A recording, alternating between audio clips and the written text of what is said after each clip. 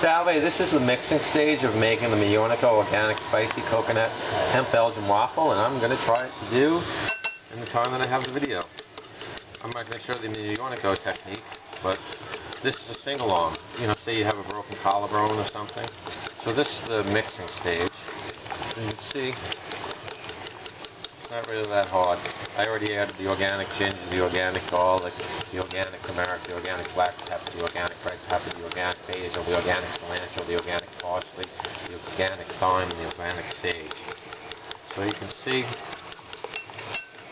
you want to get the sides. You know, some amino you think you can cook, let's see what you got. But yeah, and now, what do I add? Now is organic salt. This is, you could add whatever salt you want, don't really matter. This one's iodized sea salt, that one's a Morton one, and this is like a Pacific Island sea salt from New Zealand. So, add as much as you want, add as little as you want, it doesn't really matter. So you can see, but now, oh yeah, now I don't need to have that open. Okay, so this is going to be really tough to do, but let's see. I'm going to add a scoop of the organic coconut flour. You can see this is about a 15-gram scoop. And basically, boom.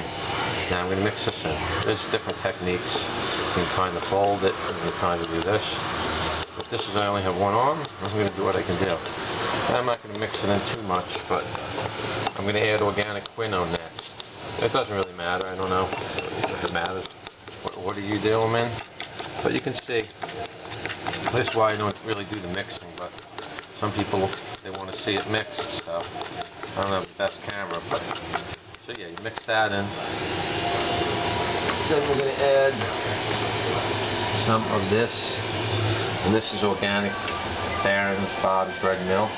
You can see I scooped that in. I probably should have showed you that, but I think you know what it looks like to scoop something in. Just taking a guess out there. So you can see about 2 minutes in, and you know, it's hard to do when you only have one hand, but so you're going to mix this in. You can mix it in a little more before you, some people like to add the ingredients and then mix it in a little more, and you know, if I had a bigger bowl and stuff, I'd have no powder going to the side, but also when you're using two hands, it makes it, you know, a little better, but I did a little more excess, so I'm doing this. And now I am going to add a scoop of the organic hemp protein powder. See, that's a scoop.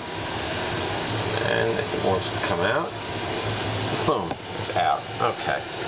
So now I'm going to mix that in a bit. And really, I don't think it matters what order you do this stuff in. I'm just doing it in this order. I always add the butter last. That's about the only thing I would say that I do. But yeah, I want to make sure I have these ingredients in so that I can show you. I can always mix it up better later or whatever. But these are making the organic waffles from scratch, so you could see if I had like two hands I was using, it'd be a lot easier, but now I have it into sort of that. And now this one, see, look, I have that balancing. That's pretty cool, right? This is the organic coconut sugar, and this is unrefined. So let's grab a scoop of that.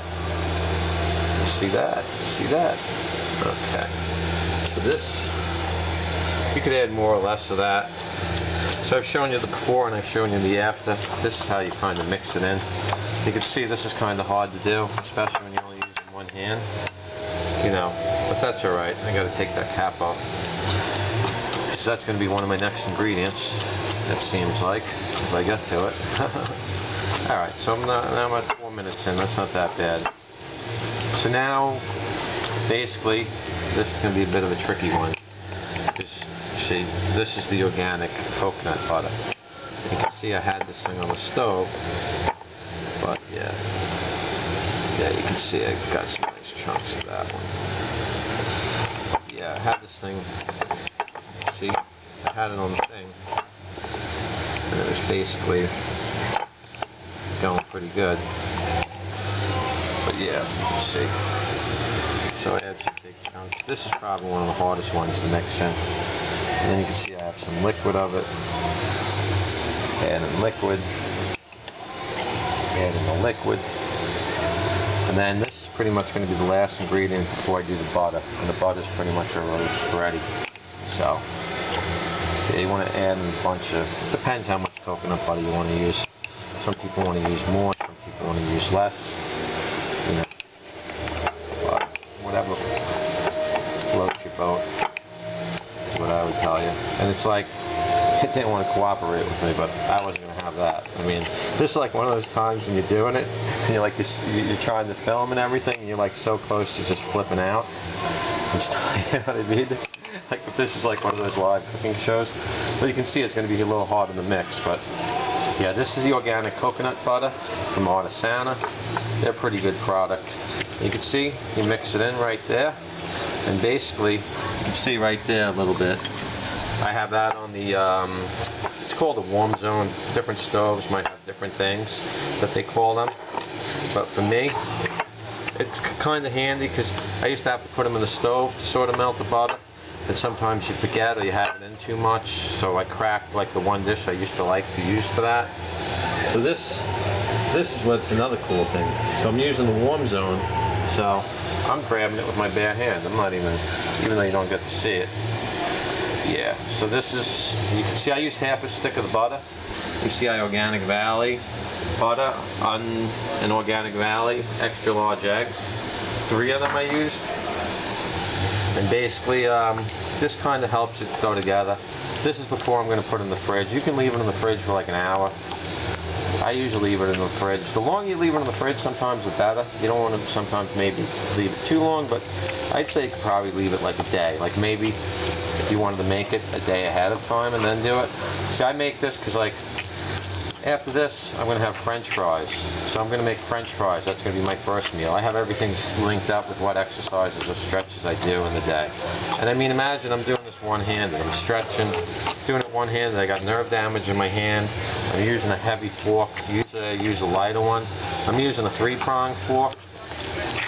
And yeah, you can see basically, so you mix in the butter and everything, and you just keep mixing it around.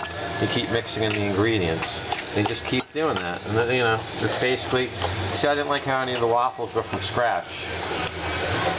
So that's what I did. You could add more coconut butter if you want. I added a decent amount.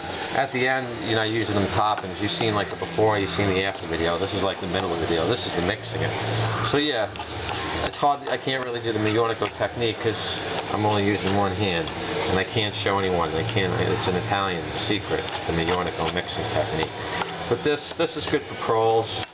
Like you just some prole or something. Use some American. You try to do some Italian accents. You think mob movies are about, you're not even, I'm just kidding. But yeah, I figure, you know what, maybe somebody only has one arm. And they're like, I can't mix waffles, I got one arm. Well, you know, this is how you cook. This is what's being a chef. That's why, you know, Mito, Soma, Mito, you're pretty. Soma, you don't have a chance. You want to have a waffle? We'll see who makes the best Belgian waffles. But yeah, so this is pretty cool. This is probably like the day I dread the most. This is the one thing I make that I think is the hardest to make. It took me a few times to make it before I really got good. Because it's like when you put it in the fridge, it seems like you leave it in there for a couple of hours before you make it in the Belgian waffle maker, the ceramic one from HowTo, which is the ones I use. That seems to stay together better. You see, I have that pretty good. I mean, think about this. I'm using one hand. This is what cooking is all about. When you have all the materials, it's easy to do it. This will build up the arm too. I mean, this is not easy. It might look easy, but you know, I'm kneading it and kneading and kneading it. Normally I'd be using both hands. I'd be pushing the dish, like you could fold it over each other. You could take the bottom, you fold the bottom over to the top, you take the top, you fold it to the bottom. This is more of a different, you know, I'm mixing it kind of together. Because I know when I put it in the fridge and it gets cold, it's going to be kind of a stick together. And, you know, I'm basically, when I take it out of the fridge to put it into the waffle maker, I use it, you know, there's different methods you can use on that. That's up to your taste. But I'm just using it right from the fork. I'm going to leave this fork in the dish. Like, you know, I'll leave it like that, basically. Hey, Hayes. Do you see me make the waffles, Days? You going to have waffles? You going to have fries tonight? Yeah. You're a good boy. You're a good boy. Anyways, thanks for watching and take care.